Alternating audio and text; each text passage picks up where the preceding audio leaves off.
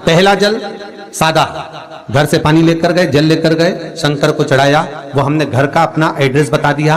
भगवान शिव को जल चढ़ाकर अपने आनंद के लिए शंकर से कुछ प्राप्त कर लिया। दूसरा जल, जल के कलश में थोड़ा सा इत्र डालकर शंकर को जब समर्पित करते हैं तो महाराज घर में अगर कोई व्यक्ति बहुत रोगीला है, बहुत रोगीला, एक शिव महापुराण में, स्कंद पुराण में, नर्मदा पुराण में, भविष्य पुराण में, अग्नि पुराण में, नारद पुराण में, बरहा पुराण में, वामन पुराण में, जितनी चीजें लिखी गई है एक एक प्रैक्टिकल कर देखो तो शिव महापुराण, स्कंद पुराण का यह भाव याद करिए कि एक लोटे पानी में इत्र मिलाकर, जल में इत्र मिलाकर, बहुत रोगीला व्यक्ति, बहुत बीमार व्यक्ति है, एक लोटा पानी उसका हाथ का स्पर्श कराकर शंकर को चढ़ाना प्रारंभ कर दीजिए। महाराज केवल 5 या 7 दिन चढ़ाओ और वो 7 दिन के बाद में उस बीमार व्यक्ति का क्रम देखिए कि उसमें कितना आराम लगा है। औषधि दवाई काम करना प्रारंभ करी कि ना करी, केवल इत्र समर्पित, इत्र का जल।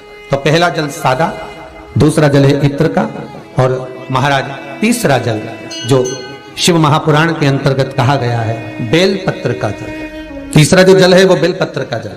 बेलपत्र का जल कैसा?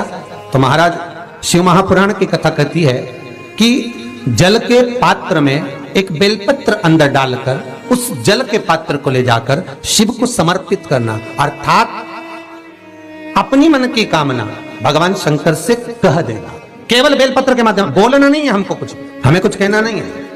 3 तरह का जल का जो व्याख्यान वर्णन किया गया, एक सादा जल जो भगवान को कहा, आपने अपना एड्रेस बता दिया, आपने अपने मन का भाव बता दिया। इत्र का जो जल चढ़ाया गया वो केवल रोग मुक्ति के लिए चढ़ाया गया। और तीसरा बेलपत्र, अगर उस जल में एक बेलपत्र भी पड़ी हुई है और वो बेलपत्र पड़ा हुआ जल आप जिस भाव से चढ़ा रहे हो, जिस कामना से चढ़ा रहे हो, शंकर वो कामना आपकी पूर्ण कर देते। और लिंग पुराण को अगर आप पढ़ेंगे तो उसमें पाएंगे कि लिंग पुराण के अंदर लिखा है कि आप शंकर को अगर जल भी नहीं चढ़ाएं, आप शंकर को वस्त्र भी नहीं चढ़ाएं, आप शंकर को फूल भी ना चढ़ाएं, आप बेलपत्र भी ना चढ़ाएं, अगर शंकर को आपने कुछ भी ना चढ़ाया तो केवल शंकर के मंदिर में 2 क्षण जाकर उस शिवलिंग के सम्मुख में बैठ जाओ, कुछ मत बोलो, केवल मौन होकर उसको निहार लो, केवल मौन होकर निहार लो।